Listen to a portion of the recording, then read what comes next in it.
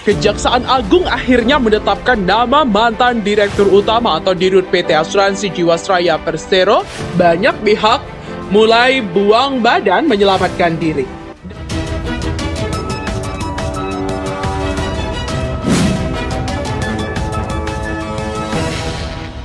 Usul dari tim penyidik, maka pada tersangka dilakukan rutan. Proses berikutnya kami masih terus bekerja mengumpulkan alat bukti guna kesempurnaan berkas perkara, dan setiap saat kami akan mengevaluasi setiap perkembangan penanganan perkara. Henrisman Rahim sebagai tersangka pada kasus dugaan korupsi Jiwasraya. Banyak pihak mulai buang badan menyelamatkan diri.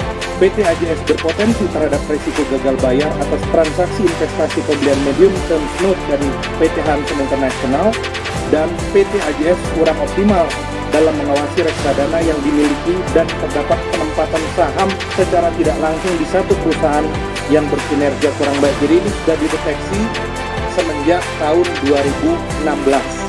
Ini kan diaudit dengan teman-teman BPK. Nah, kita nanti tunggu real terakhirnya. Tapi ini kan terus dilakukan penghitungan. Pak, kok bisa sebesar itu, Pak? Dari sebesar itu dari mana? Apa yang bisa? Itu teknis sekali lah perhitungan dari teman-teman. Ya, tapi ini 10 tahun itu 17 akan fixnya nanti setelah selesai dihitung bersama-sama. Ya, sebagai akibat transaksi tersebut, PT Asuransi Jiwasraya Persero sampai dengan bulan Agustus menanggung potensi kerugian negara sebesar 13,7 miliar triliun. 13,7 triliun. Hal ini merupakan perkiraan awal. Jadi 13,7 triliun adalah hanya perkiraan awal, dan diduga ini akan lebih dari itu. Kita tunggu saja lah. Uang sekarang kan banyak, gorengan-gorengan itu banyak ya. Tetapi kita tunggu saja. Sekarang kan sedang ditangani oleh Kejaksaan Agung, dan kita tentu siapa saja yang terlibat harus ditindak sesuai dengan aturan yang berlaku. Nah, kita tunggu saja supaya Kejaksaan Agung menangani ini secara tuntas. Ya. Kejaksaan Agung akhirnya menetapkan nama mantan Direktur Utama atau Dirut PT Asuransi Jiwasraya Persero, Henrisman Rahim sebagai tersangka pada kasus dugaan korupsi Jiwasraya. Dia ditetapkan bersama 4 orang lainnya yang diduga merugikan negara mencapai 13,7 triliun. Henrisman Rahim menjabat sebagai pemimpin Jiwasraya sejak Januari 2008 dan menjabat 2 periode hingga awal 2018. Banyak pihak mulai buang badan menyelamatkan diri. Jangan lupa untuk subscribe dan nyalakan lonceng notifikasi. Langkah Kementerian BUMN untuk mengungkap setransparan mungkin rentetan kejadian yang ada, rupanya justru ditanggapi negatif oleh Ketua DPP Partai Demokrat Johnson P. Sitindaun. Johnson lewat cuitannya kembali mengkritik keras pengungkapan kronologi tersebut. Sementara ekonom senior Faisal Basri kembali mengkritik kinerja Otoritas Jasa Keuangan. Dia meminta Presiden Jokowi untuk mengevaluasi OJK sebagai regulator. Sebab dalam pandangan Faisal Basri, OJK tidak menjalankan fungsi pengawasannya dengan baik. Nah, OJK ini siapa yang ngawasin ya? Pertanggungjawabannya kemana? Bank Indonesia kan buku tahunan ke DPR RI. Nah, OJK ini laporannya ke Tuhan. Pola pikirnya tuh kurang holistik, kata Faisal. Salah satu bukti tak becusnya kinerja OJK yaitu munculnya masalah asuransi Jiwasraya. Faisal Basri mengusulkan kepada pemerintahan Joko Widodo untuk membentuk lembaga negara penjamin polis asuransi. Hal ini sangat perlu jika melihat ketidakjelasan penyelesaian dana nasabah korban perusahaan asuransi Jiwasraya. Prinsip dasarnya janganlah rakyat nasabah Jiwasraya itu dibebankan dalam proses penggarungan oleh Beni Cokro dan lain-lain.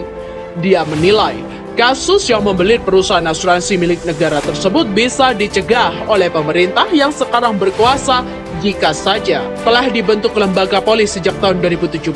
Sebab aturan perundang-undangan terkait asuransi tentang ditetapkan di masa pemerintahan era Susilo Bambang Yudhoyono pada tahun 2014. Sekarang rancangan undang-undangnya belum ada, belum disiapkan, niat pun belum. Padahal Undang-Undang Penjamin Polis harusnya sudah ada sejak 2017 atau 3 tahun setelah Undang-Undang Asuransi disahkan oleh Pak BY, tegasnya. Ketua Umum Asosiasi Asuransi Jiwa Indonesia atau AAJ, Budi Tampu Bolon mengusulkan pembentukan komisioner di tubuh Otoritas Jasa Keuangan untuk menangani segala hal terkait industri asuransi. Hal tersebut dilakukan agar kasus gagal bayar beberapa perusahaan asuransi seperti Jiwasraya, Bumi Putra hingga goyahnya Asabri tidak kembali terjadi. Kalau boleh kita harap pengawasan dan pembinaan industri asuransi ini ya lebih khusus. Entah khusus asuransi, setidaknya Deputi Komisioner itu harapan asosiasi, ujar Budi dalam acara Sarasehan Industri Asuransi Nasional di kawasan Setiabudi, Jakarta. Lebih lanjut, memang industri keuangan non-bank menjadi perhatian khusus karena kasus gagal bayar Jiwasraya CS. Sebab uang yang ditempatkan di industri asuransi jumlahnya sangat besar dan bersifat jangka panjang. Tentu agak berbeda dari industri keuangan lain, akan sangat layak kalau pengawasan ini asuransi ada komisionernya. Namun begitu, diharapkan OJK juga bisa melakukan reformasi pengawasan menyeluruh, meliputi kecukupan infrastruktur, pengaturan tata kelola pengawasan yang efisien dan efektif, serta pengembangan sistem dan teknologi informasi yang baik.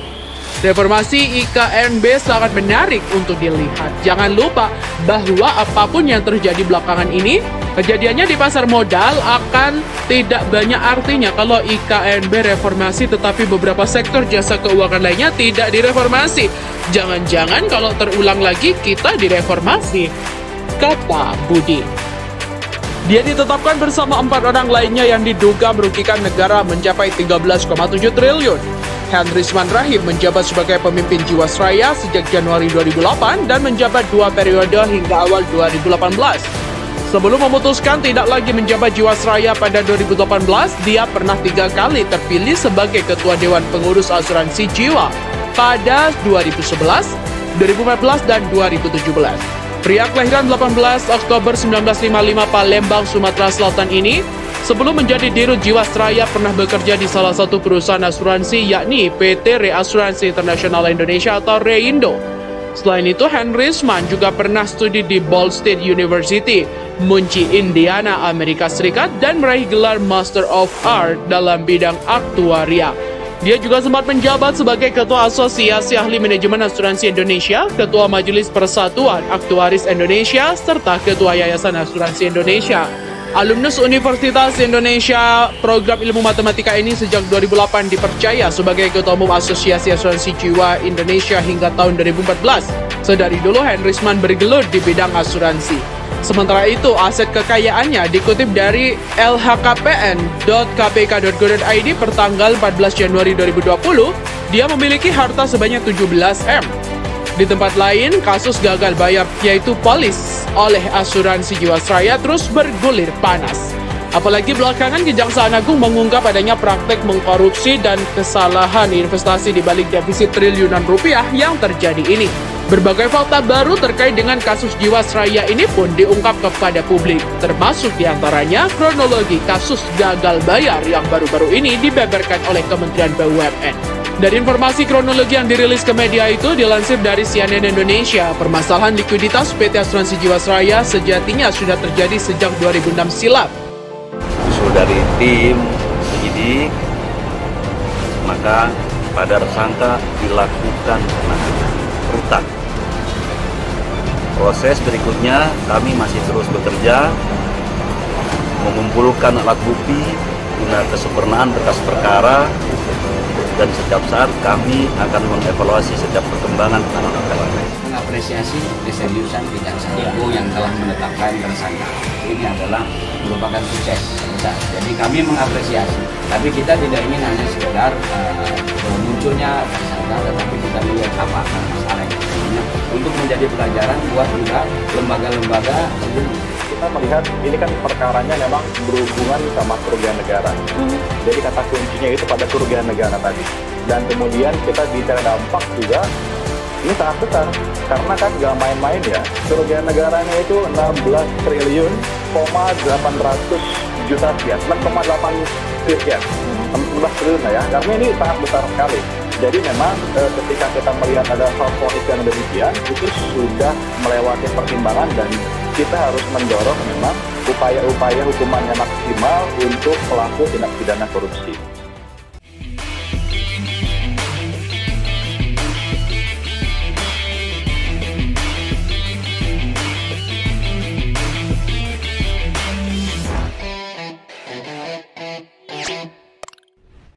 Jangan lupa untuk subscribe dan nyalakan lonceng notifikasinya.